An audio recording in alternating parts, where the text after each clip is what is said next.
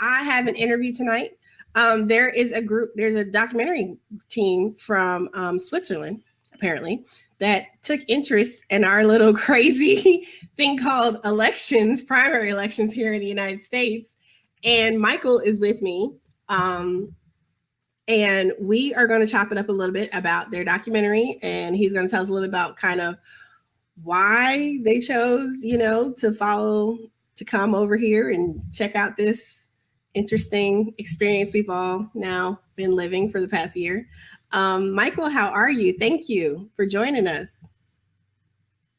Hi, Anoa. Thanks for having me. I'm doing great. Thank you so much for staying up. It is after 2 a.m. there, so I appreciate you so much. This is awesome. I watched the trailer earlier when Hank's in it. Shout out to Hank, the youngest member on our team. Hank is still in high school, and Hank definitely booked this wonderful interview for me. So I'm so excited. Can you just give me a little, background information and about the project? Just tell me a little bit about yourself and kind of what inspired you guys to do this. This is awesome. Yeah, well, actually, I grew up in the States, so I'm American. And then awesome. And I've been living in Switzerland for the last 15 years, where I finished my studies in philosophy. And then joined an artist collective where we do transdisciplinary, antidisciplinary work. And one of the members of the artist collective, Lionel Roop, is a filmmaker. Mm-hmm. And so we've been working together on a couple projects, and one of our mutual passions is American politics. Oh, okay. Pretty obvious for me, growing up in the States. I grew up in Western New York. Okay. But then to have... where at? So south of Buffalo, Fredonia. Oh, nice. My partner's from Buffalo. Very cool. Yeah, so I know where that's at. Awesome. Okay, I'll let you continue. And now I live in Lausanne, Switzerland. So it's the French-speaking part of Switzerland. Okay. And there's a group. We're 8 artists who have different projects going on throughout the year. And one of the ways that we work is that we have these sort of self-produced projects where we put aside money, and then we can use that pool of money to go and do crazy things that we want to do last minute. And that's kind of how it worked out, was that Lionel and I were sharing a beer one night and talking about how exciting Bernie Sanders' campaign is in the States, and how it's really, there's this groundswell. This is back in April, right? Right. This groundswell of support for this very surprising candidate for American politics.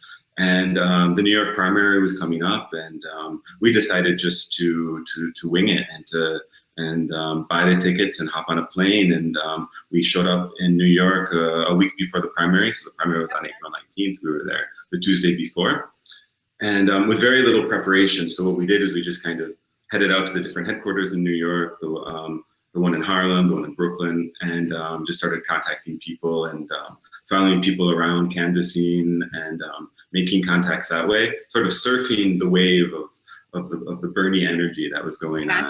Gotcha. And it was an amazing experience. And we met some fantastic people. We spent a lot of time in the Harlem very cool outreach center, and there was Michelle Watley who was leading the Black Outreach. Yes, I'm familiar with Michelle. Michelle and I have gone back and forth. I admin African American for Bernie, so Michelle and I have talked a lot. So very cool, awesome. Yeah, and so we phoned pretty much just the nuts and bolts of the campaign that week. Okay. We were following seasoned canvassers around New York, seeing how people were reacting to Bernie's message, and and then everyone knows how the New York primary turned out. That Bernie ended up winning almost all of the rest of New York State, but he lost New York City. Right. But we also saw a lot of voter disenfranchisement. Okay. We saw systematic voter disenfranchisement. We saw really people having a hard time even knowing where to vote. Yeah. And I think that what we saw was really that there was this movement in New York. There's a lot of enthusiasm, but people the machine wasn't completely up and running. And right, so for us, it was really interesting. I mean, it was obviously very disappointing that Bernie lost New York, because I think he running into it, he had a lot of momentum, and that sort of slowed down his campaign.